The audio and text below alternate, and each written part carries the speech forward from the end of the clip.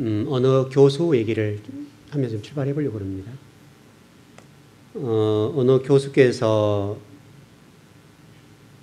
히브리 헬라어를 한 30년 연구한 분이거든요. 그러니까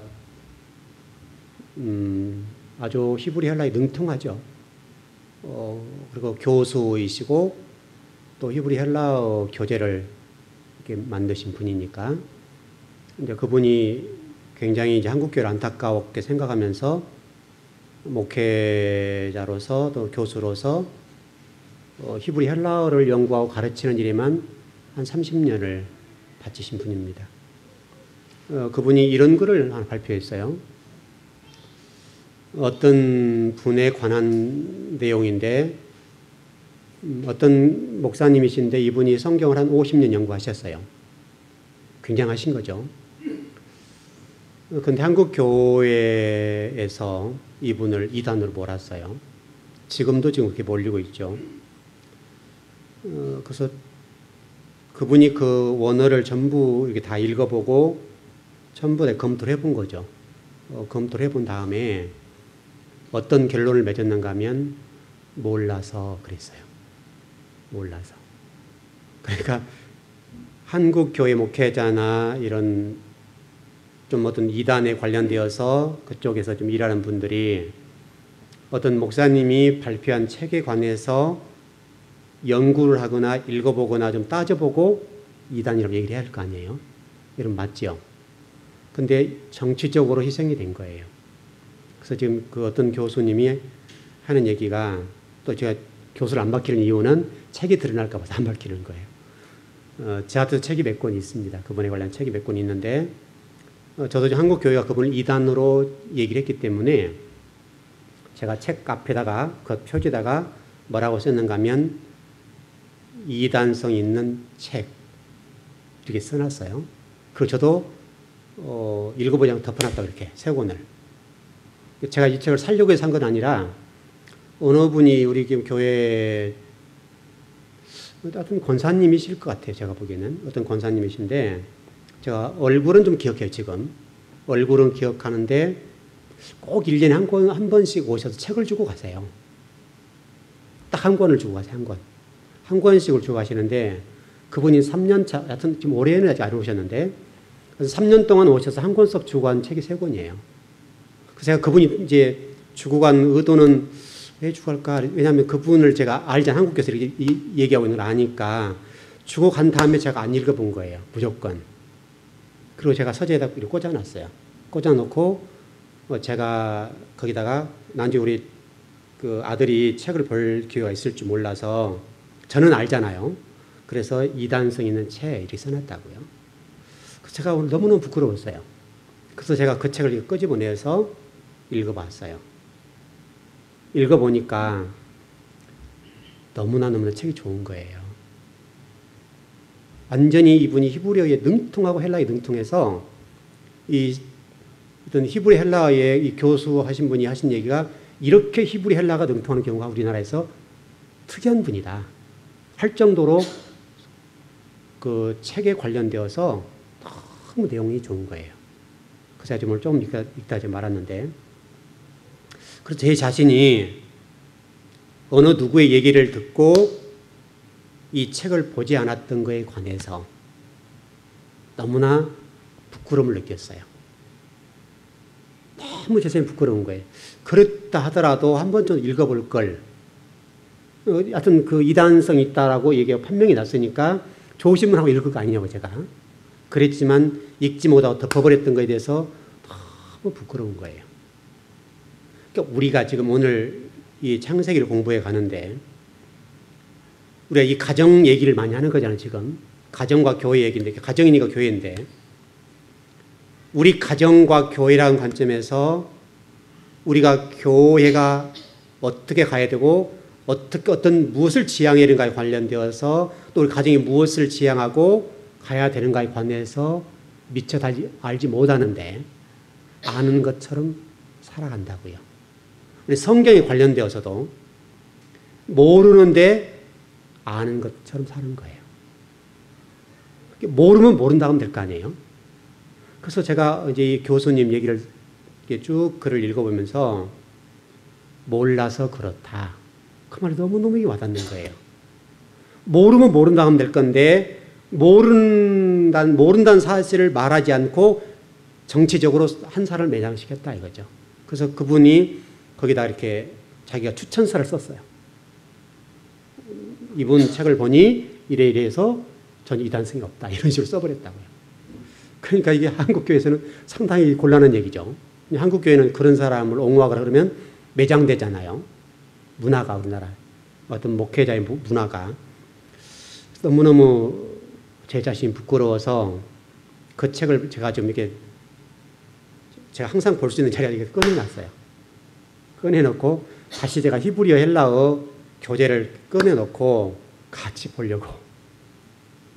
너무나 미안해서. 그냥 내가 그동안 그 어떤 알지 못하는 어떤 권사님이 저에게 책을 갖다 주시면서 이름도 밝히지 않고 딱 이렇게 이렇게 표지를 항상 싸서 선물로 이렇게 갖다 주셨거든요. 근데 제가 그 책을 보면 어느 교회 누군 줄 아니까 펴보질 않았다고요. 그게 너무 제 자신이 부끄러웠어요. 자, 여러분과 제가 하나님 말씀을 알아가는 데 있어서 우리가 모른다는 사실 하에 말씀을 듣고 배우려고 하는 자세가 있으면 얼마나 좋을까. 그래서 여러분, 제가 우리 회주 좀 안 왔죠. 회주한테 전번에 어제네요. 오전 내내 얘기를 좀 했어요. 얘들은 히브리어는 아주 기가 막히게 하는 아이들, 이스라엘에서 왔으니까. 이스라엘에서 지금 15년 살았으니까 이스라엘 아이들과 대화를 충분히 성경을 얘들 연구하는 아이들이잖아요. 성경을 공부하는 아이들이니까. 그래서 어제 오전에 제가 이제 시간을 좀 내서 서로 얘기가 좀 돼서 성경을 쭉 얘기를 해보는 거죠. 그 아이도 저한테 목사님 성경 이거 어떻게 해석해야 되나요? 저한테 질문이 뭐냐면 가룟 유다가 구원받았어요? 이런 질문. 그런 질문을 하고 그다음에 이러저런 이제 구약 얘기를 왜냐면 그냥 걔들은 구약을 잘하니까 구약 얘기를 쭉 했는데 하면서 제가 그 아이한테 그랬다고요. 니들 성경 좀 히브리를 배워야 되는데 하면서 또 이스라엘 가서 어떤 선교사로서 그 성경을 우리 그 히브리어 직역 성경 있으시죠? 그 목사님이 지금 저쪽 충주 쪽에서 지금 목회를 하고 계시는데 그분과 이렇게 연결을 시켜가지고 제가 한번 얘기를 해보려고요. 이제 그분도 제가 성경을 연구한 지는 알거든요. 알고 있으니까 한번 만나서 얘기를 해보고 어떤 제가 히브리어나 헬라어 같은 이런 부분은 그분을 못 따라가잖아요. 따라갈 수 없으니까 그래서 한번 좀 가르쳐 주라 얘기를 해보려는 거죠. 이제 그 목사님이 얼마나 시간이 있을지 몰라요. 그래서 시간이 된다면 그렇고 시간이 없다면 내가 공부할 테니까 자료 좀 주라. 미안한 얘기인데 내가 이게 성실하게 공부할 테니까 목사님이 아시는 좀 자료를 제게 주어서 내가 좀 공부할 수 있도록 도와주세요. 한번 얘기를 해보려고 하는 거죠. 여러분도 그렇고 저도 마찬가지지만은 우리 성경을 배워가고 지금도 성경을 깨달아가는 과정 속에 있잖아요. 저도 어떤 죽는 날까지 공부를 할 것 같은데 일단 우리가 모른다고 생각하고 공부하려고 하는 의지가 얼마나 중요하냐고요. 모른다고 얘기하기 어려운 얘기죠. 왜냐하면 포장을 해야 되니까. 그래서 아까 그 모두에 말씀드렸던 그 목사님 입장에서 얼마나 억울하겠어요. 땅을 치고 이게 한탄할 일이잖아요. 여러분 그 상황을 잘 모를 거예요. 저 같은 경우는 이게 목회를 좀 괴짜처럼 하는 목사라고 인정을 하니까 사람들이 저는 별로 괴짜 같지 않는데 저보다 괴짜라고 그래요. 여러분 제가 괴짜나요? 제가 별로 이게 괴짜 같지 않은데 많은 목사님들이 저한테 괴짜라고 그래요. 예, 어쨌든 저도 좀 노예적인 입장에서 여러 가지 어려운 일이 많이 있었는데 그럴 때마다 제가 정면 돌파해서 지금까지 왔는데 조금 그런 거 관련되어서 제가 이러저런 일을 좀 당해봤기 때문에 이 목사님 참 억울하시겠다. 그래도 유대한 것은 이분이 그래도 지금 은퇴하셨어요. 50년 동안 그래도 성경을 연구해서 지금도 또 책을 또 하나 냈어요. 이번에 또 책을 내서 지금 자기가 자료를 모으다 보니까 책을 안 낼 수 없어서 냈다. 그럼 지금 책을 좀 또 내서 상당히 지금 책을 아주 굉장하게 깊이가 있는 책이에요. 제가 3권 있고 앞으로 몇 권 더 있어서 어떻든 자료라도 좀 놔둬야 되겠다 싶어서 좀 구입을 해보려고 그래요. 그래서 오늘 저와 여러분이 성경을 좀 들어가 보는데 일단 여러분이 성경을 배울 때 이런 자세가 좀 필요한 것 아닌가 싶어요. 우리는 배우려고 하는 자세와 모른다고 하는 자세가 필요한 것 아니냐. 저도 똑같고요. 저도 여러분 공부를 하잖아요. 저도 지금도 계속해서 공부하고 지금도 또 저보다 성경을 좀 아는 목사님 계시거나 교수님들 계시게 되면 그분들 제가 뭐 사이트를 찾아가든지 책을 사든지 해가지고 그분들이 가진 지식을 제가 싹 배우잖아요. 지금도 해요. 지금도 그런 교수님들이나 어떤 성경에 관해서 어떤 특출나게 연구를 하고 있는 분이 있다면 그분들이 가지고 있는 책들을 제가 다 사서 보든지 아니면 그분들의 사이트를 들어가서 강의안들을 제가 다 공부해요. 이 공부하는 게 얼마나 힘든지 몰라요. 다 제가 글을 써가면서 공부를 하니까 어렵죠. 그러나 공부를 해보면 너무너무 기쁜 거예요. 제가 미처 깨닫지 못했던 것들, 미처 생각하지 못했던 것들, 알지 못했던 것들을 깨닫고 알아가니까 너무너무 신나는 거예요. 그러니까 제가 지금도 뭐 특별한 일이 아니면 잠자기 전까지 공부를 하잖아요. 잠자기 전까지 공부를 하는데 이게 보통 힘든 게 아니죠. 그렇지만은 한 자로 좀 더 알아보려고 지금 잠자기 전까지 공부를 하는 거예요. 그래서 여러분들에게 더 좋은 말씀을 조금이라도 가르쳐 줘야 되겠다. 이 생각 하나밖에 없는 거예요. 그리고 공부하게 되죠. 여러분도 마찬가지예요. 지금 이 시간 수요일 나오셨는데 오늘도 하나라도 배워야 되겠다. 이런 어떤 자세와 그런 심정으로 여러분이 배운다면 또 분명하게 하나님 여러분에게 뭔가를 말씀하실 거예요. 그걸 배워가면 되는 거예요. 한 가지라도. 한 가지만 터득해도 그 한 가지 때문에 여러 가지가 유익하게 되잖아요. 그런 복이 있었으면 좋겠습니다. 그러니까 우리 함부로 어떤 지금 목사님에 관련되어서 한국교회가 지금 난도질하는 것에 대해서 너무 가슴이 아픈 거죠. 한 사람 목사로서. 저도 성경을 연구하고 공부하는 사람이니까 때로는 저도 이상한 얘기를 많이 듣잖아요. 목사님이 이상한 분이다. 성경을 왜 그렇게 가르치냐. 그런 얘기 듣는단 말이죠. 제가 이것을 지금만 듣는 것이 아니라 지금으로부터 10몇 년 전에 제가 자양동에 목회할 때도 그때는 별것도 아니었거든요. 그때는 사도신경과 그 주기도문을 우리 지금 하는 것처럼 하는 거죠, 제가. 그러니까 저보다 이단이라고 얼마나 많은 분들이 그런지 몰라요. 지금처럼 사도신경하고 주기도문 하는 게 맞지요? 조금 빨리 간다는 게 어려운 거예요. 그래서 제가 그때 당시에 그 장신대 신대원에서 공부할 때 그 나채홍 교수님이 그 주기도문으로 사도신경을 가르치면서 이런 얘기를 하시더라고요. 여러분이 지금 나한테 공부를 배우는데 여러분이 배운 것을 여러분 교회가 쓰지 않으면 소용없다. 써라. 이런 얘기 하는 거예요.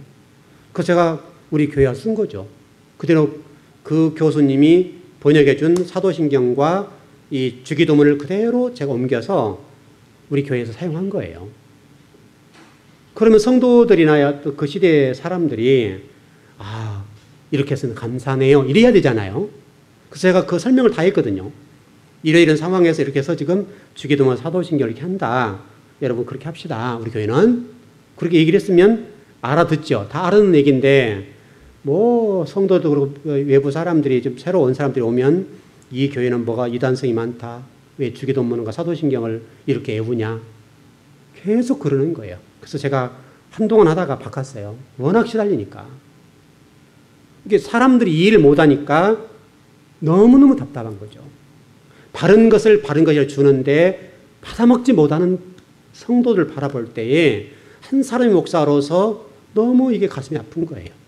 그래서 제가 한 1년 했을 거예요. 한 1년 하다가 워낙 힘들고 시달리니까 다시 주기도문 사도신경을 바꿨어요. 또 그러니까 잠잠해진 거죠. 근데 지금 우리가 지금 사도신경 주기도문 우리 통합지에 다 바꿨죠? 총회적으로 바꿨어요. 이제는 말을 못 하는 거죠. 이미 우리 총회에서 사도신경과 어떤 그 주기도문이 어떤 새롭게 번역한 것을 하고 있는 건데 이게 맞아요, 여러분. 이 사도신경과 주기도문이 바르게 번역이 된 거라고요. 근데 우리는 바르게 번역된 히브리어나 헬라어를 가지고 번역된 이 부분을 안 따라간다고, 사람들이. 이게 문제인 거예요, 이게. 먼저 앞서서 저렇게 한국 교회를 위해서 사도신경과 이 주기도문을 우리 통합측에서 바꾸어서 하면 우리가 좀 뒤처졌네 하고 따라오면 될 것 아니냐 이 말이죠. 근데 네 통합측만 해봐라. 우리는 안 해. 이렇게 된다. 그러니까 이게 우리가 하나님의 말씀에 관련되어서도 우리가 지금 하나님의 입장과 하나님 나라를 생각하고 하나님 말씀하신 말씀이면 어떤 일이 있어도 아멘 할 것 해야 되죠. 하나님이 말씀하신 말씀이 이렇게 되어 있다고 한다면 내 생각이 안 맞아도 아멘 하고 따라야 되는 것이 아니야 이거죠. 근데 우리는 안 그래요. 안 따라와요. 우리 즐거운 교회 성도들은 그런 부분에 좀 열려 있었으면 좋겠어요. 어떤 진리를 받아들이는 자세와 태도나 이 가슴을 좀 열어놓고 여러분 스스로 말씀을 듣다 보면 다 정리가 되죠. 아, 저것은 잘못 전했다. 저것은 이단성이 있다. 이게 다 느껴지잖아, 우리가. 다 보여지는 부분들이니까 그런 부분이 아니라면 여러분들이 말씀을 받아들여서 여러분화하면 됩니다. 그러면 여러분들이 신앙적으로 성숙하는 것이죠. 근데 우리는 무조건 이게 배타적이란 말이죠. 참 안타까운 거죠. 자, 좀 공부를 들어가 볼까요? 에베소서 1장 23절에 보면 이런 말씀이 있어요. 교회는 그의 몸이니 만물 안에서 만물을 충만하게 하시는 이의 충만함이니라. 교회는 예수 그리스도가 없이는 교회일 수 없어요. 맞지요? 근데 지금 현실적으로 지금 한국 교회와 우리 교회도 마찬가지겠지만은 어떤 경우는 예수님이 교회에 안 계실 수 있다고요. 인간들의 모임체, 지금 우리 한국 교회가 어떤 식으로 흘러갑니까? 자꾸 친교 모임 정도 흘러가잖아요. 여러분, 교회는 그런 곳이 아니에요. 교회는 예수 그리스도를 머리로 모시면서 우리의 지체가 되어서 하나님 나라를 세워가는 것이 교회예요. 예수 그리스도 교회에 안 계신다면 이건 교회가 아니에요. 예수 그리스도 없는 교회는 교회일 수 없다고요. 예수 그리스도가 주인이시고 예수 그리스도가 그렇다 한다면 우리는 가는 거예요. 예수 그리스도 말씀하시면 우리는 죽는 거예요. 우리 지난주에 설교가 그런 거였잖아요. 예수 그리스도께서 십자가를 지고 돌아가신 것처럼 우리들도 그렇게 살아야 된다. 다시 설명하면 우리 요한계시록 1장 2절에 하나님 말씀은 곧 예수 그리스도의 증거다. 예수 그리스도의 증거라고 하는 것이 하는 말씀이기 때문에 다시 설명하면 예수 그리스도의 삶이 하는 말씀이었다 이 말이잖아요. 증거니까. 제가 여러분에게 이런 말씀을 드렸었어요. 여러분 하는 말씀을 배우는데 배운 것으로 끝나면 이건 아무것도 아닙니다. 그러나 여러분이 이 말씀을 배우고 받아들여서 여러분 삶 속에 그 말씀을 완성하십시오. 여기에 하는 말씀이 완성되는 것입니다. 똑같은 얘기죠. 그러니까 여러분들이 신앙생활하는 것은 하는 말씀을 배우고 또 들어서 그 말씀을 듣는 것으로 끝나면 듣는 것으로 끝나는 거예요. 들은 말씀, 배운 말씀들을 여러분 삶 속에서 그대로 예수님이 사신 것처럼 낮아진 자세로 살아서 예수 그리스도가 주인으로 나타나도록 그분이 영광 받으시도록 내가 살아 드리는 것이 신앙생활이에요. 근데 너무나 지금 우리가 교회 안에서 사람들의 냄새는 나지만은 교회 안에 예수님이 안 계시는 그런 경우들이 너무 많은 거예요. 그래서 그것을 우리 창세기적으로 얘기하면 아담이 독재하는 것과 똑같은 거예요. 왜냐하면 하와가 교회의 태동이니까 교회 안에 예수님이 계시지 않는다면 그것은 교회가 아니에요. 예수님 없는 교회는 있을 수 없잖아요. 그러니까 예수님이 독처할 정도로 교회가 가면 안 된다고요. 우리가 이것을 절대로 잊으면 안 되고 어떤 교회는 그래서 인간의 냄새와 소리가 나지 아니하고 오직 하나님 말씀하시고 우리는 아멘 하는 것, 이게 교회예요. 하나님을 말씀하시옵소서 종들이 듣겠나이다. 아멘 그대로 가는 것이 교회예요. 그래서 실질적으로 교회가 예배가 제대로 되고 성경 말씀이 제대로 선포되게 되면 교회는 잠잠하게 가는 거예요. 틀림없죠. 교회가 소리가 난다. 그럼 주님을 위해 싸우는 건 아니잖아요. 입으로는 주님을 싸운다고 하는데 실질적으로 자기 이권대로 싸우잖아요. 자기 주장을 앞세우려고. 이건 교회가 아니에요. 교회가 그렇게 싸우게 되면 주님의 이름으로 싸우고 서로 사탄이라고 얘기하지만 실질적으로는 자기 주장을 내세우는 거예요. 내 주장을 내세우는 거지 주님이 말씀하신 것은 절대로 안 들어요.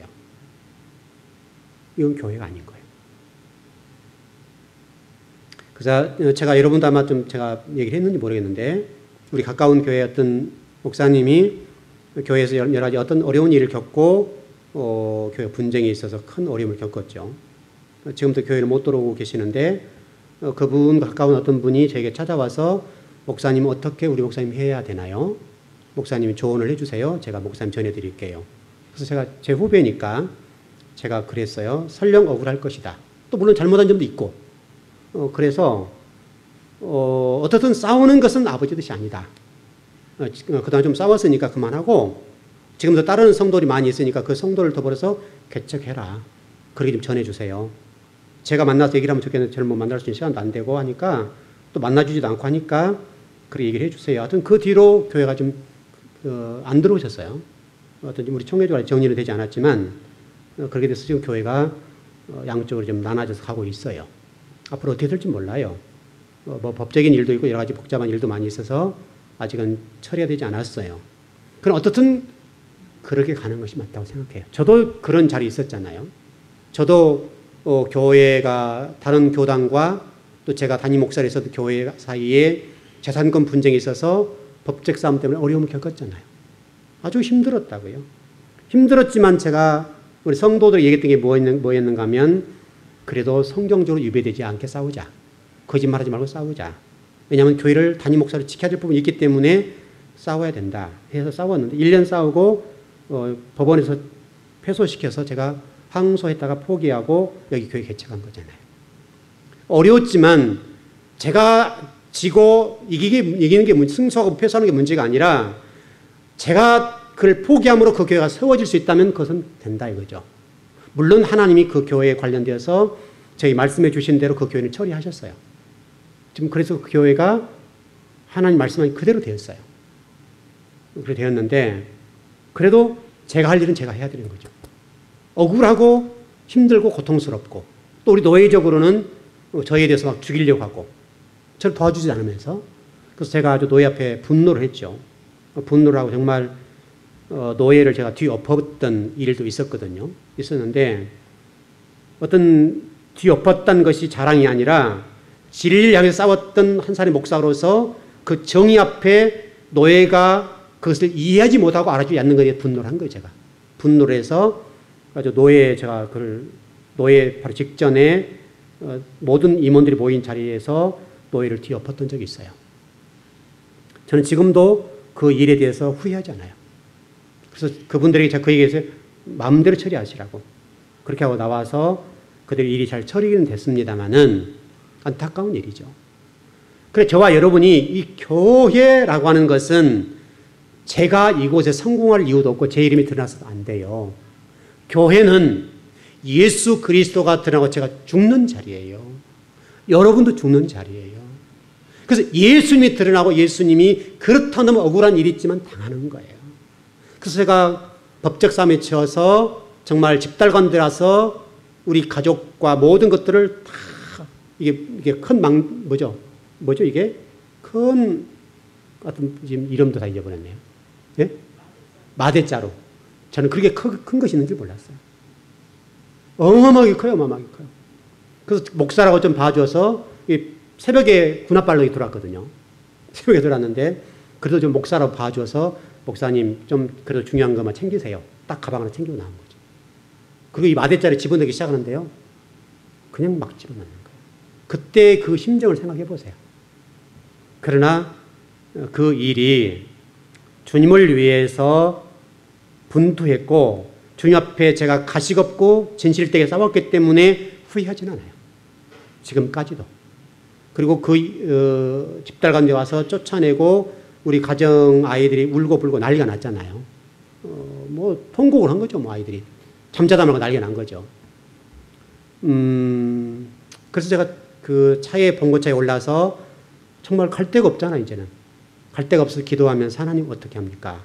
했을 때 주신 기도 제목이 딱 3가지 답응답이 딱 3가지 주셔서 그 3가지 붙잡고 나온 거죠. 그리고 이곳에서 교회를 개척하게 된 것이고 여기까지 온 거예요. 그래서 이제 이번 주가 우리 8주년이 되는 거예요. 이게 8년 전 얘기예요. 벌써 아득한 먼 얘기 같은데 우리 하나님 나라와 교회를 섬기다 보면 이런 억울한 일도 당한다고요. 억울한 일도 당하고 고통스러운 일이 있겠지만은 그러나 주님 때문에 참는 거죠. 주님 때문에 그 어떤 모욕을 당하기도 하고 고통을 겪을 수 있는 것이죠.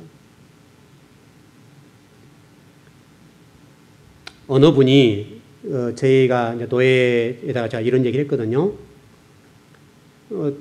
당신들 정말 이렇게 하면 되냐? 이게는 좀 교단이 들어서서 나와 싸우고 있는데 최소한 노예가 좀 힘을 합쳐서 나에게 힘을 실어줘야 할 거 아니냐? 제가 노예한테 계속 전화를 한 거죠. 하니까 목사님 모릅니다. 목사님 알아서 하세요. 이게 답이었거든요. 그래서 이런 한 거죠, 제가.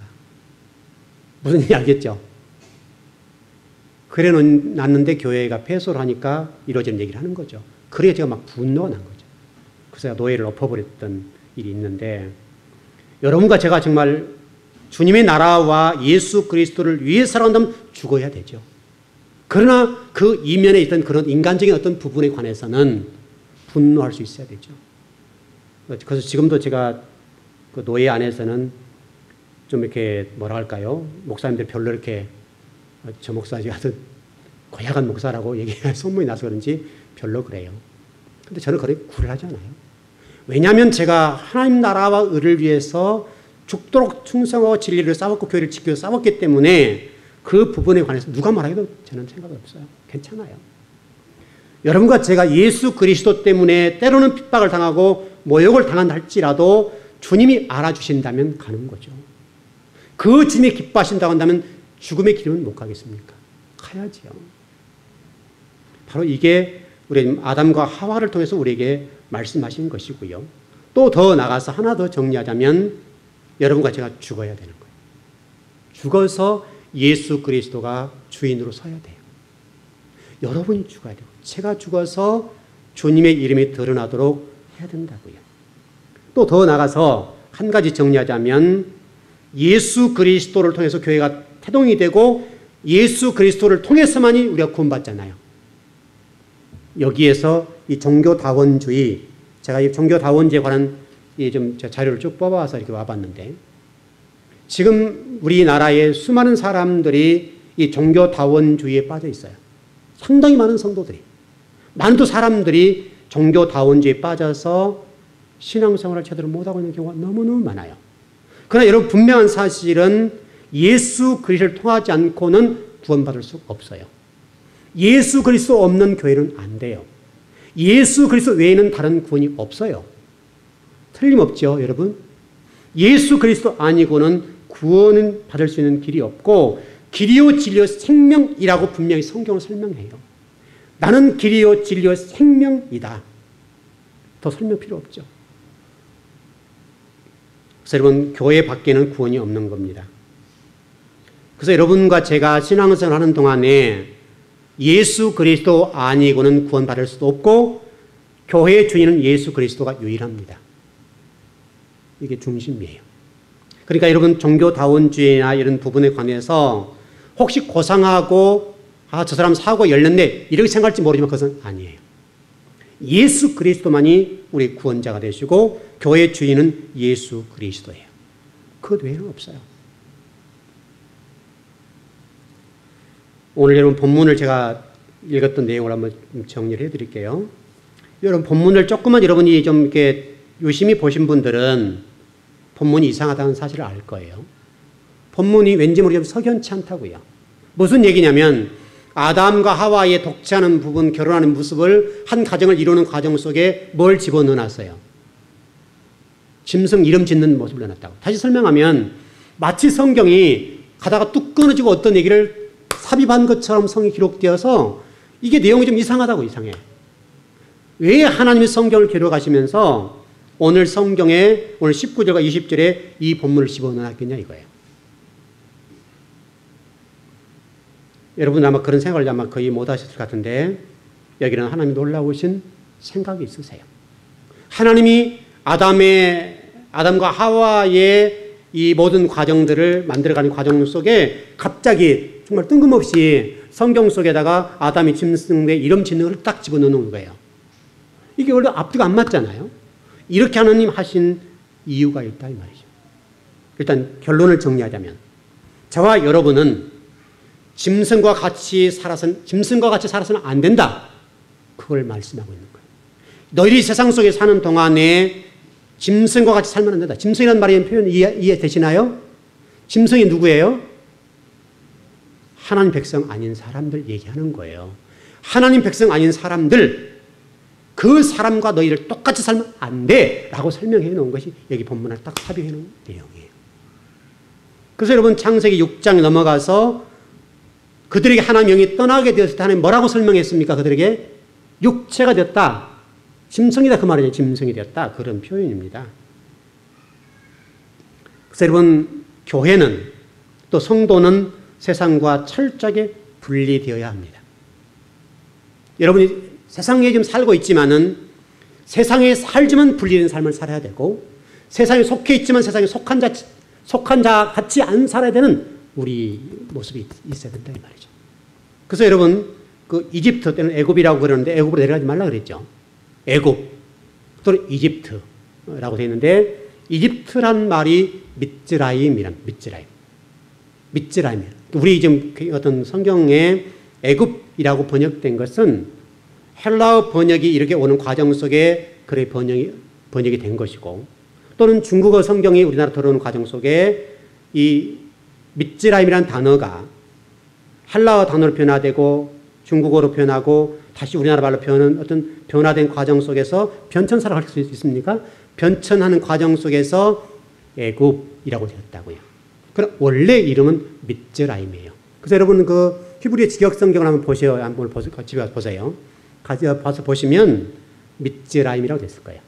그래서 여러분 에레츠 미츠라임 또는 에레츠 이스라엘 이 말은 이스라엘 땅이라는 말이에요.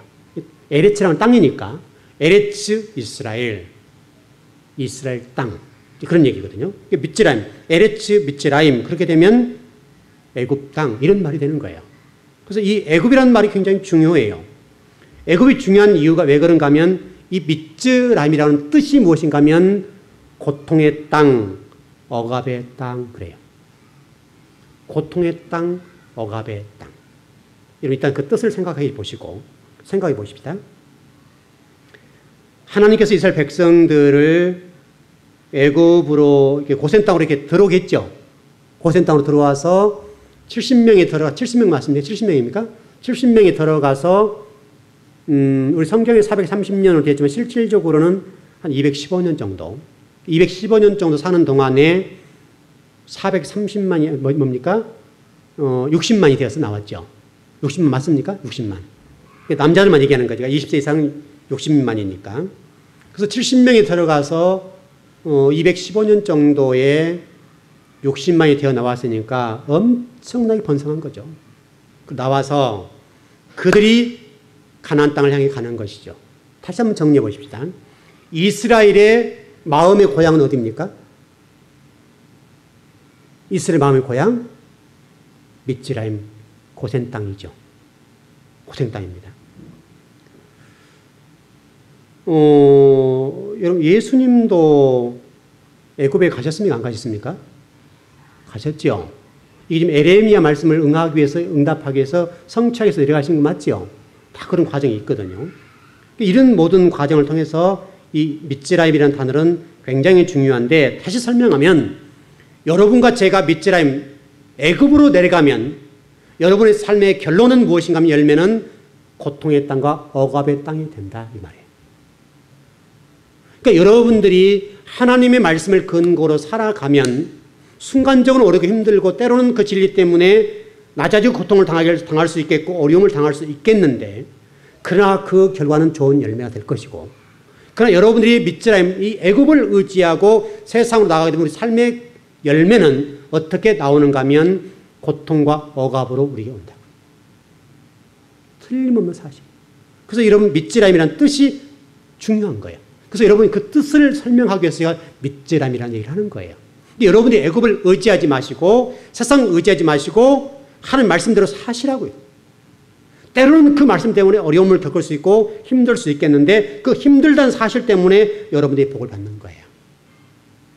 그래 애굽으로 내려가면 당장은 화려하고 좋을지 모르지만 죽음이라고요. 그 좋은 예가 여러분 뭡니까? 소돔 고모라, 노아 홍수 사건 전.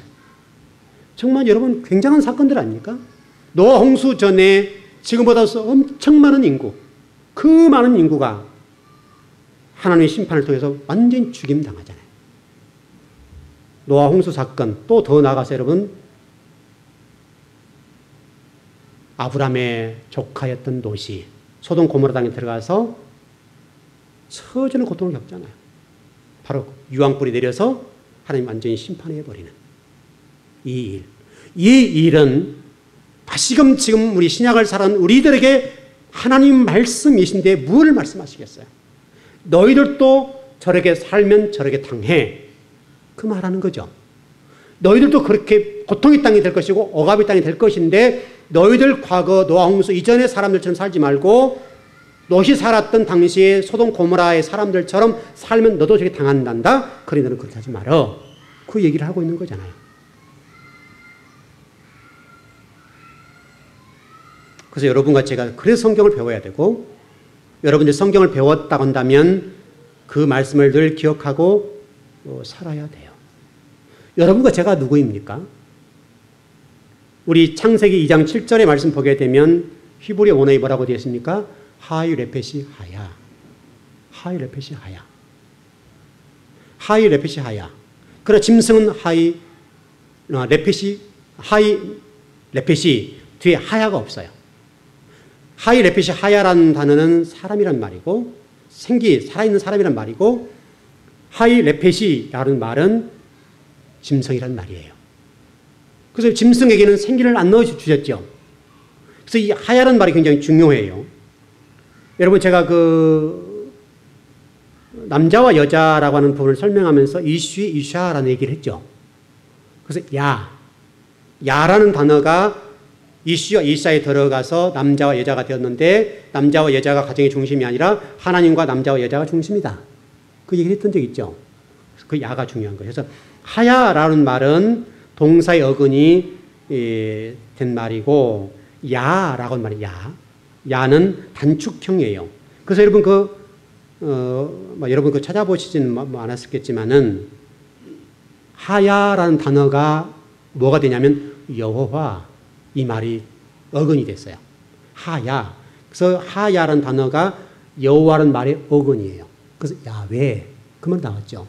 그래서 여러분 저도 지금 오늘 이 부분을 좀 공부를 해봤는데 여호와라고 하는 말에 관해서 유대인들은 대문자예요. YHWH 대자예요.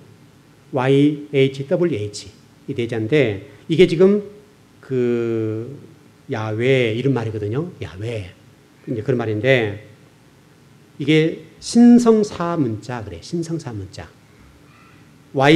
YHWH 그게 이제 야훼 또는 그다 이제 좀 이렇게 뭡니까 모음을 집어넣습니까? 모음을 좀 집어넣어서 야훼라는 만들어내거든요. 근데 중요한 것은 여러분들 그 원어적인 부분을 다 이해할 필요는 없습니다만은 꼭 알아야 될 것은 하야가 여호와의 어근이다. 이것은 잊으면 안 돼요.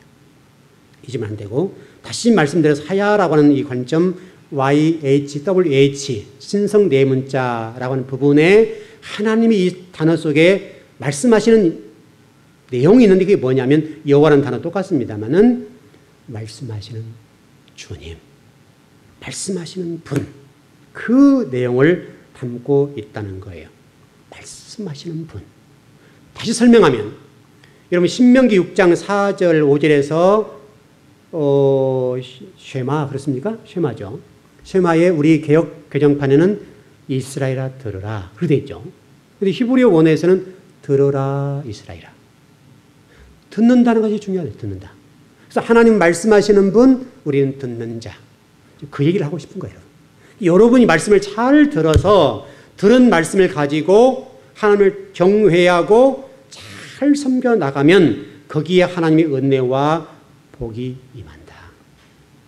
그게 굉장히 중요해요. 그래서 어쨌든 저와 여러분에게 하이레펫이 하야라고 하는 걸 통해서 살아있는 존재가 되었다.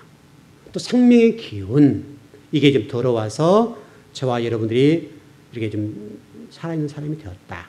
그래서 여기서 여러분 제가 생명의 기운이라고 또 살아있는 산 존재라고 얘기하는 것을 유념하셔야 됩니다. 왜냐하면 아담이라는 것과 하와라는 부분에서 영적인 존재를 얘기하고 있지 않다는 것을 주목하셔야 됩니다. 여기서 영적인 존재가 되었다고 한다면 선악과 생명나무 필요 없고 창세기 3장 15절에 필요가 없어요. 그래서 영적인 존재가 아니라 이 말이죠. 그게 아주 중요해요. 생기라고 하는 말을 리스마트 하임 이렇게 얘기하는데 이것은 생명 그 자체는 아니다. 아담과 하와가 살아있는 생명 자체는 아니라는 거예요. 하나님이 떠나버리면 죽는 존재 이렇게 좀 이해를 했으면 좋겠고요. 그래서 우리 잠언 20장 27절에 보니까 이런 말씀이 있어요. 사람의 영혼은 여호와의 등불이라 사람의 깊은 속을 살피느니라. 그래서 영혼이라는 단어가 있는데 이 영혼이라는 단어가 뭐냐면 여성들로 얘기했으면 죄송한데 자궁 그 말이에요. 자궁. 생명을 잉태하는 자궁. 그래서 그 히브리어 단어는 베테임이라기도 하고 또는 테바 이런 말을 써요. 여러분 그 노아 방주 모세 갈대 상자 그 얘기도 한번 홍해바다 얘기할 때 좀 들었었죠. 그게 뭐냐면 테바예요. 테바나 베테임이라 똑같은 어근적인 부분이에요. 그래서 자궁이란 부분과 노아 홍수 사건 노아 방주 또는 모세 갈대 상자 이게 전부 다 우리 인간의 자궁과 같은 거예요. 다시 설명하면 생명이 잉태하는 곳이에요. 생명이 살아나는 곳이라고요. 그래서 교회가 뭐냐 교회가. 그 얘기를 좀 하고 있는 거예요. 교회가 마치 이와 같은 것이다. 여러분이 바로 그런 분들이에요. 여러분들이 그런 분이나 사실 절대 잊지 마시고 다시금 예수 그리스도를 구주와 주님으로 믿음으로 생명이 들어왔죠. 이제는 하일 레페시 하야 이게 필요가 없죠. 왜냐하면 예수 그리스도 생명이 들어왔으니까. 요한복음 6장과 20장에 보면 생명이신 예수 그리스도 이런 설명이 있을 거예요. 그래서 그 생명이 우리 지금 들어온 거죠. 그래서 실질적으로 지금 예수 그리스도가 부활 승천하신 다음에 성령이 들어오셨죠.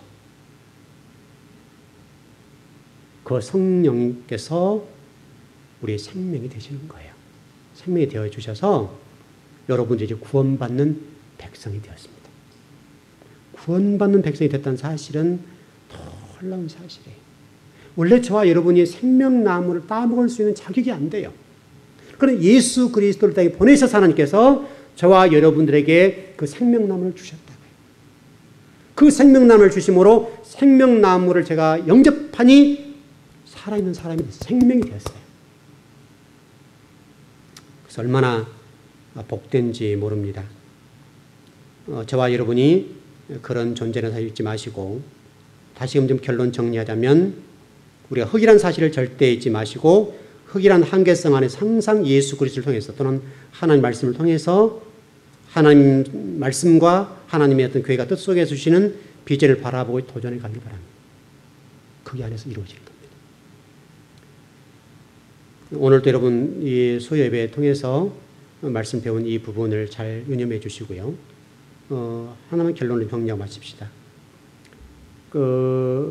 레페시하야라는 단어의 헬라어 단어를 보면 이게 푸시켄 조산이란 뜻이거든요.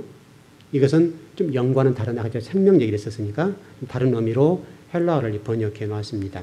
그래서 레페시하야라는 말은 푸시켄 조산 그래서 생명이 아닌 어떤 것 이렇게 된 것이죠. 그렇게 좀 정리를 해서 살아있는 생명의 기운 이렇게 아마 정리를 하면 거의 틀림없겠다 싶습니다. 예, 오늘 여러분 말씀을 통해서 여러분 영혼이 좀 풍성해졌으면 좋겠고요. 하나님 말씀에 대해서 항상 여러분들이 마음을 열고 언제든지 말씀을 먹을 수 있는 그런 자세 준비가 꼭 되어서 생명 말씀을 받아들이는데 지체가 되지 않았으면 좋겠습니다. 또 저 자신도 반성해 보는 거니까요. 저 자신도 책 읽어보지도 않고 또 제가 성경을 공부한다는 사람이 펴보지 않으면서 일반인들의 주장을 수용한 것에 대해서는 부끄럽다 그 얘기를 드렸던 것을 생각하시고 이런 말씀을 부지런히 배워서 하나님 멋진 성도들이 꼭 되길 바랍니다. 예, 기도하겠습니다.